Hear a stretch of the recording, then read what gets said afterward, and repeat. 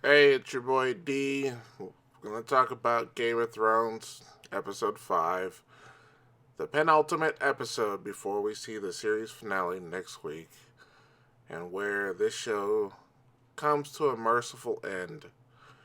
Because I think I am going to go with the notion that I believe this season has gone off the rails in so many different ways. With all the character development that was harnessed over the past 7 seasons, only to be basically thrown away in this last season. We have characters that have been just totally, for lack of a better term, Ryan Johnson. That's the term I'm going to use from now on. This season has done a 180 on so many different characters and their particular uh, arcs that this season is just a fragile shell of what it used to be. And I'm actually thankful that this is going to be over because watching this season has become incredibly painful. Um, and I'm not talking about, editing errors like a coffee cup or whatever, or, it being so dark and all that. This show has gotten really, really loose. I mean, it basically ignores everything that's happened from the previous seasons, where we've had characters be clever and setting up intricate webs and creating strong personalities, only for these characters to fall apart in a matter of, I mean, 1 or 2 episodes. And so with this episode, I really, really have to just wait. I mean, I just really want this show to be over. Uh, so let's just go ahead and get through this because I don't know what more else to say. So we go from the previous episode last week where Varys is starting to have second thoughts about Queen Daenerys, based off the information he was told from Tyrion, obviously based off the information he was told from Sansa Stark. And so Varys wants to start, sowing the seeds of letting people know that Jon Snow is the true heir to the throne. And, immediately in this episode, he goes to Jon Snow and says, hey, you need to be the right king. And of course, Jon Snow, says, I don't want to be the right king. And all the while, Tyrion, sees this and decides to tell Daenerys. And then Daenerys goes, well, yeah, I already know because Tyrion, you're an idiot. Varys has been a conniving. They made Varys look like a damn fool, damn idiot. I mean, this guy has survived multiple kingdoms over the years. He has been smart. He has been inventive on how to be able to manipulate and, be in everybody's blind's eye. There is no way that I can be convinced that Varys would be so blatant with his conniving. From writing his letters in his office, I presume he was going to send out ravens to different areas, to blatantly going out in the daytime to Jon Snow and going, hey, you should be king. Oh my, he was never ever like that. He does things in the shadows. He does things behind the scenes. He was Littlefinger's equal. That's why they call him the Master of Whispers. He spoke, you know, behind the scenes when nobody else was listening. He was never that blatant. So to show him doing that was a total disregard for his character in all these seasons. So I was really really annoyed with that. But of course, he's deemed a traitor, and right within the first 5 minutes, boom, he's gone. So his entire importance on the show was basically nullified in a matter of minutes. Basically, what they've done to Varys was the same way they've done to the Night King. We spent all these seasons building these characters up, only to get rid of them in a matter of minutes, and made them completely useless. Then we go on, into the show where Daenerys has made up her mind she's going to attack King's Landing, and she's going to all the people that are being used as, I mean, for lack of a better term, hostages, or as shields, human shields. She's just gonna run through them anyway. And Tyrion, golly, I mean, they've made him even a bigger idiot. Is pleading with her to not let this happen, to not do this, because she'll be considered even worse than Cersei. And of course, Daenerys says okay, whatever. But then she also drops the fact that Jaime Lannister, when he left Winterfell in the last episode, has been captured by her people. And so she gives a threat to Tyrion saying, hey, you've been failing me like crazy. No more. I'm gonna give my dragon a little snack, the one I have left. So what does Tyrion do? He goes and lets Jaime go. I mean, oh my word. I do not see how Tyrion is still alive by the way this show is writing him. I mean, the minute he let Jaime go, Daenerys should have known about it within seconds and should have done away with him. But somehow the show ignores that. And so we get to King's Landing, and Daenerys decides to, she attacks, and she attacks the Iron Fleet, but, somehow she didn't know what to do last time. So, I can reason that she went back and developed a strategy, but, now she knows how to dodge the arrows.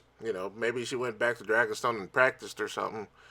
And I liked how this episode showed, the Iron Fleet having to reload their, huge crossbows, but they so, conveniently ignored it last week. These ships were able to rapid fire their spears, their harpoons, over and over and over. But this one, no. We have to reload. It's going to take some time. Oh my word, the show is so, for lack of a better term, ADD. So then, she takes out the Iron Fleet. And then, we're working off the fact that, the bells, if the bells are rung, that means everybody is surrendered. And, they storm the castle walls with the help of the dragon, who decides to, attack the opposite way. Then, all the soldiers surrender. So in typical warfare, when the soldiers surrender, you capture them and move on. But Daenerys decides, hey, I'm going to do things my own way. And then she starts, willy-nilly burning everybody and everything. I mean, her own soldiers are there. So I can understand her wanting to take out King's Landing, but her soldiers are there. So she was going to take everybody out. Oh my word. So they made her basically the Mad Queen. Oh my word. So, a likable character from season 1, all of a sudden, within a matter of 3 episodes, we can't like her anymore because she's now despicable. Another 180. And then Jon Snow, of course. Oh no. Well, we have Grey Worm, who, because he's angry that his, girlfriend, what happened to her last week. So he starts taking everybody out. And Jon Snow, wanting to be ever the good guy, goes, no, we can't do this. But when you have, hundreds of dudes doing their own thing, you can't really stop them. Then we got Arya and the Hound. Oh my word. That's a mess. But we did get our Clegane Bowl. But, that was shoehorned in. And got another 180. The Hound is a big wuss. We have a guy who doesn't care about anything through all these seasons, and now he's caring about everybody's feelings. Now, now, granted, I understand that Arya maybe, grew on him, but come on now, you got to keep your characters the same. They may change a little bit here and there, but that was stupid. So they fight, and somehow the Hound just doesn't realize what's happened to the Mountain, even though he's like stabbed him 800 times. And they keep going at it forever and a day while the whole keep is falling around them. Golly, that battle should have been over.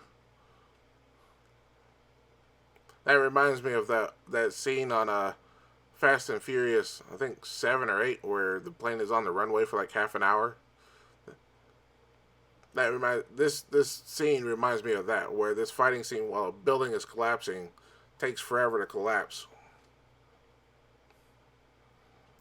But but Jamie, he makes it back to Cersei, and they're holding each other. Well, whatever.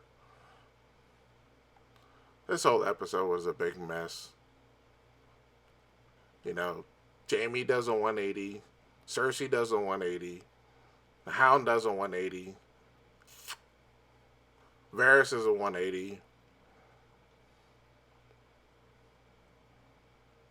This whole season is totally Rian Johnson to all their characters. This season is basically the last Jedi of Game of Thrones. Now George R. Martin, his next book, is going to have to redo everything. Undo all this craziness. I'm glad we only have one episode left. There's one more episode I less I have to tolerate. This is one of the main reasons why I'm losing faith in TV shows, where shows start off incredibly strong but somehow end with an huge whimper. Only a few shows have ended as strong as they've started, or stronger than they started.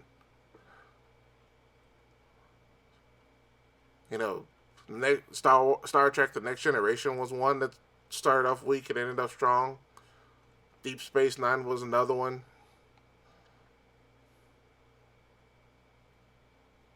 But we know other recent shows that have ended incredibly weak. Lost. Don't get me started on Heroes. Supernatural is a shell of its former self. And now Game of Thrones, one of the best shows to be on TV, is ending like this. And my biggest fear is that the two D's, Benioff and Weiss, are going to be working on Star Wars next. Oh my word. Another favorite franchise going to get crapped on.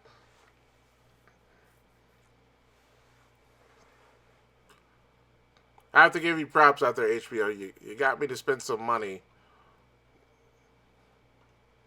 on a crappy product. I actually watched all the seasons from episode 1 a few weeks ago and just enjoying the hell out of this series. Then season 8 comes and you handed me this.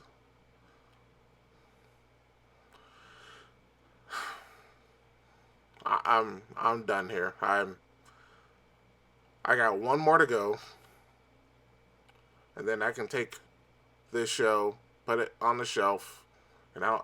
You know what? This reminds me of another one that ended poorly. See, Scrubs, excellent show. Then we had to have season 9.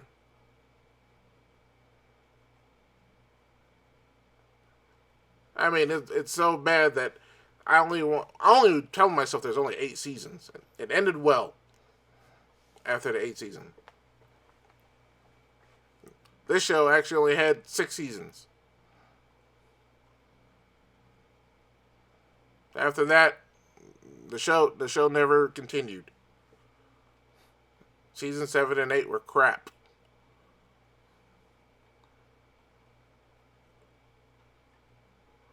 Alright, well, I've given my rant. This is not really a review. This is a rant on the crappiness that was Season 8, Episode 5.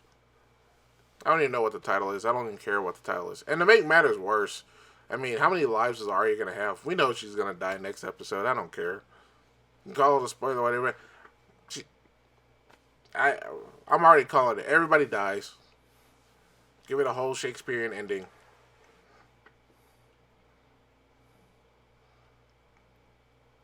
Night King comes back and kills everybody. That's my prediction. So yeah, this is not a review. This is a rant.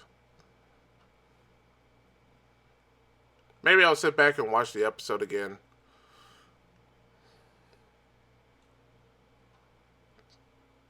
I don't know. I think that's the sadist in me to watch it again.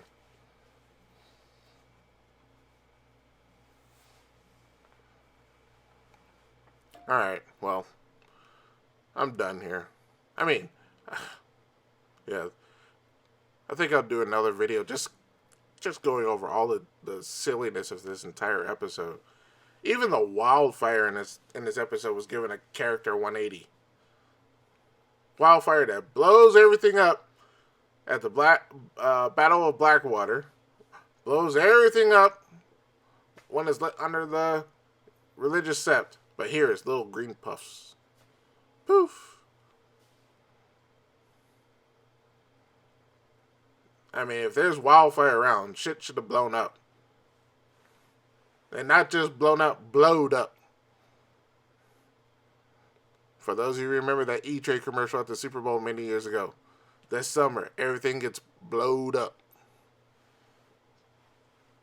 Wildfire didn't even do that this episode. Anyway, I'm done. Tell me what you thought about this episode. If you like what I had to say, hit that like button. Anyway, I'm done for today. I might post an actual review tomorrow. Bye.